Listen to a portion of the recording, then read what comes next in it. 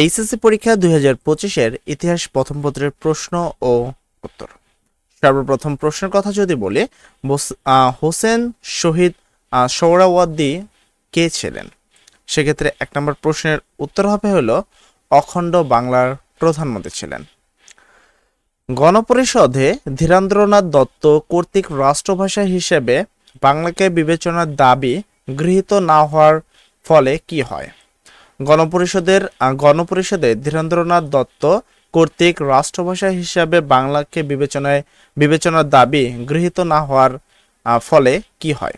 সেক্ষেত্রে 2 নম্বর প্রশ্নের উত্তর হবে হলো সমগ্র পূর্ব পাকিস্তানে ধর্মঘট পালিত হয়। সমগ্র পূর্ব পাকিস্তানে ধর্মঘট পালিত হয়। ভাষা শহীদ শফিউর রহমানের জন্মস্থান কোন জেলায়? ভাষা শহীদ শফিউর রহমানের জন্মস্থান কোন জেলায়? উত্তর হবে ভারতের পশ্চিমবঙ্গের হুগলি জেলায়। ভাষা শহীদ শফিউর রহমানের জন্মস্থান হলো ভারতের পশ্চিমবঙ্গের হুগলি জেলায়। উদ্দীপক পড়ে 4 ও 5 নম্বর প্রশ্ন তো দাও। ভাষা আন্দোলন সম্পর্কে স্মৃতিচারণে একজন নারী বলেছিলেন তার উপর অপৃত দায়িত্ব ছিল আনন্দময়ী ও বাংলাবাজার স্কুলের মেয়েদের একত্রিত করে ঢাকা বিশ্ববিদ্যালয়ের আমতলায় নিয়ে আসা। উদ্দীপকে উল্লিখিত ভাষা আন্দোলনে অংশগ্রহণকারী কোন নারীর কথা বলা হয়েছে? উদ্দীপকে উল্লিখিত ভাষা আন্দোলনে অংশগ্রহণকারী কোন নারীর কথা বলা হয়েছে? সেক্ষেত্রে উত্তর হবে ডক্টর সুফিয়া আহমেদ। এরপর 5 নম্বর প্রশ্ন, ভাষা আন্দোলনে নারীদের অন্যতম প্রধান কাজ ছিল। ভাষা আন্দোলনে নারীদের অন্যতম প্রধান কাজ ছিল 1 প্রতিকূল পরিবেশে বাড়ি বাড়ি গিয়ে চাঁদা আদায়, পুলিশি নির্যাতন থেকে রক্ষা করতে নেতাদেরকে নিজেদের কাছে লুকিয়ে রাখা, 144 ধারা ভঙ্গ করে সমাবেশ করা। উত্তর হবে 3টাই সঠিক। পাকিস্তানের প্রথম গভর্নর জেনারেল কে ছিলেন? পাকিস্তানের প্রথম গভর্নর জেনারেল কে ছিলেন? সেক্ষেত্রে উত্তর হবে হলো মোহাম্মদ আলী জিন্নাহ। উদ্দীপকটি পড়ে 7 ও 8 নং প্রশ্ন উত্তর দাও। মজিদপুর ইউনিয়নের জনদরদি বিপুল ভোটে নির্বাচিত চেয়ারম্যান নির্বাচনের পর তার হাতে ক্ষমতা স্থানান্তরের জন্য জোর দাবি জানালে ষড়যন্ত্র করার দায়ে তাকে এবং তার অনুসারীদের বিরুদ্ধে একটি মিথ্যা মামলা দায়ের করে তাদেরকে কারাগারে পাঠানো হয়।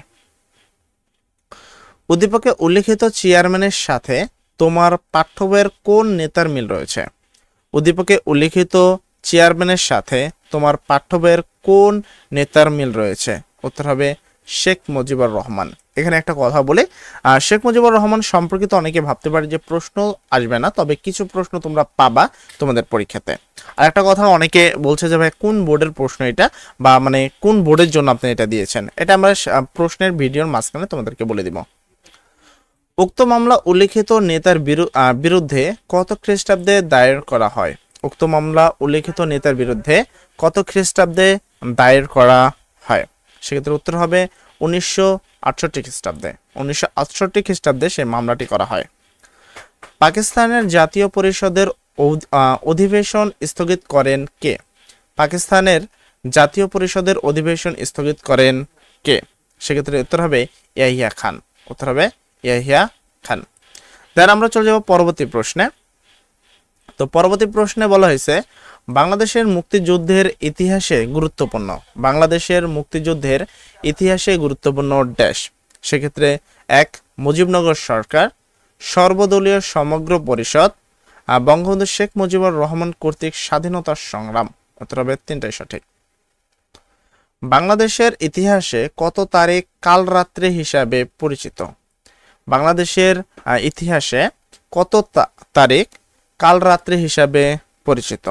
সেক্ষেত্রে উত্তর হবে 25শে মার্চ 1971 সাল। 25শে মার্চ 1971 সাল। দেন আমরা পরবর্তী প্রশ্নে আসি। যুদ্ধের নারীরা অবদান রাখে। মুক্তিযুদ্ধে নারীরা অবদান রাখে ড্যাশ। সেক্ষেত্রে 12 নম্বর প্রশ্নে কথা বলেছে অস্ত্র চালানো এবং গেরিলা যুদ্ধের প্রশিক্ষণ গ্রহণ করে, যুদ্ধাহত মুক্তিযোদ্ধাদের সেবা শ্রুতি করে, মুক্তিযোদ্ধাদের আশ্রয় দান করে। উত্তর হবে 3টে সঠিক। বাংলাদেশের মুক্তিযুদ্ধে বিরোধী রাষ্ট্র ছিল ড্যাশ। বাংলাদেশের মুক্তিযুদ্ধে বিরোধী রাষ্ট্র ছিল ড্যাশ। 1 চীন ছিল, 2 যুক্তরাষ্ট্র ছিল। উত্তর হবে 1 ও 2। ঠিক আছে, এই দুইটা রাষ্ট্রই কি ছিল, বাংলাদেশের বিরোধিতা করেছে। জর্জ হ্যারিসন কে ছিলেন? জর্জ হ্যারিসন কে ছিলেন? সেক্ষেত্রে উত্তর হবে সঙ্গীত শিল্পী। জর্জ হ্যারিসন ছিলেন একজন সঙ্গীত শিল্পী। মুক্তিযুদ্ধের সময় পাক বাহিনীর দ্বারা বাঙালির উপর চালানো নির্যাতনের ঘটনা বহির্বিশ্বে প্রকাশিত হয়।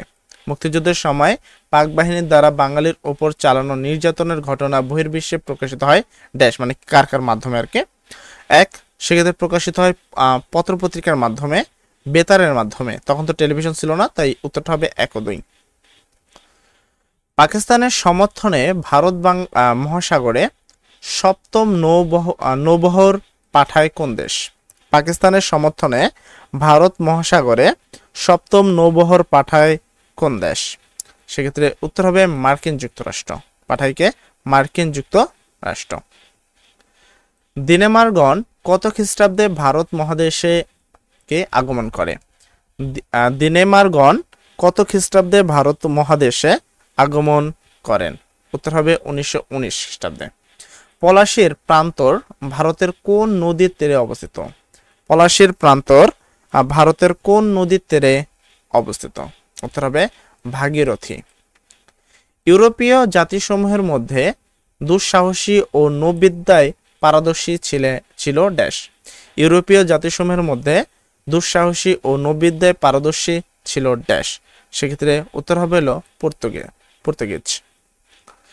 কোন স্থানগুলো ইস্ট ইন্ডিয়ান কোম্পানির শক্তিশালী প্রাণকেন্দ্র পরিণত হয়?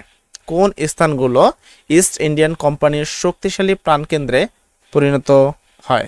1 মাদ্রাজ, বোম্বাই এবং কলকাতা। উত্তর হবে 3টাই সঠিক।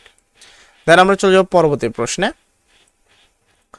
তো এখানে পরবর্তী প্রশ্নটা যদি খেয়াল করি, পরবর্তী প্রশ্নটাতে বলা হয়েছে উদ্দীপক পড়ে 2122 নং প্রশ্ন উত্তর দাও। কালাম ও আরমান দুজনে একত্রিত দীর্ঘদিন বিশ্বাসের সাথে ব্যবসায় বাণিজ্য করলেও পরবর্তীতে আরমানের হটকারির কারণে সমস্ত মূলধনই কামাল একা লুটে নেয় এবং ব্যবসায় পরিচালনার দায়িত্ব এককভাবে গ্রহণ করে। অনুচ্ছেদে আরমানের সাথে তোমার পাঠ্যবইয়ের কোন বিশ্বাসঘাতকের মিল রয়েছে? অনুচ্ছেদে আরমানের সাথে তোমার পাঠ্যবইয়ের কোন বিশ্বাসঘাতকের মিল রয়েছে? 1 উত্তর হবে মির্জাফর।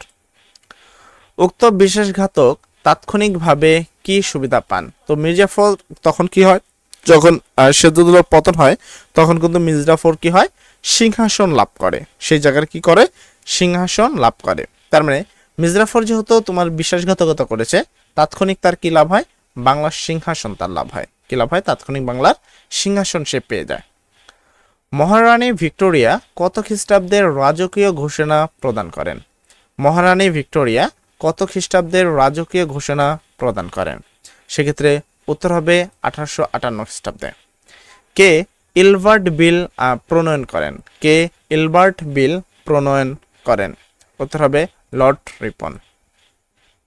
উদ্দীপকটি পড়ে 25 ও 26 নম্বর প্রশ্ন উত্তর দাও। পৌরসভায় নবনির্বাচিত সদস্যবিন্দু শপথ গ্রহণ অনুষ্ঠানে জানতে পারেন যে একটি আইনের দ্বারা ভারতীয় উপমহাদেশের জনগণ পৌরসভা পরিচালনার দায়িত্ব পাবে।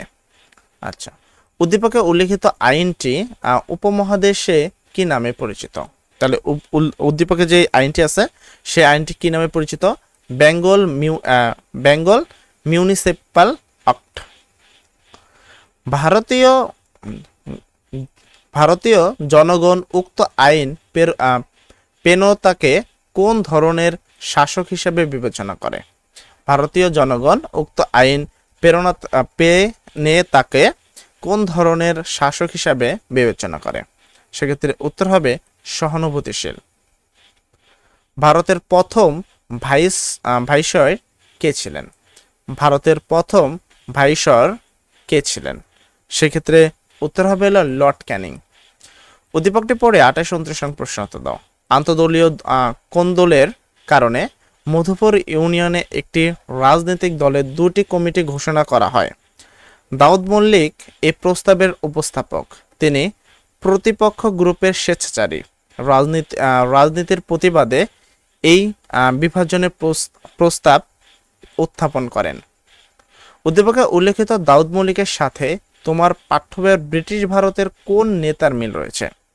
উদ্দীপকে উল্লেখিত দাউদ মল্লিকের সাথে তোমার পাঠ্যবইয়ের ব্রিটিশ ভারতের কোন নেতার মিল রয়েছে? সেক্ষেত্রে উত্তর হবে কি মোহাম্মদ আলী জিন্নাহ।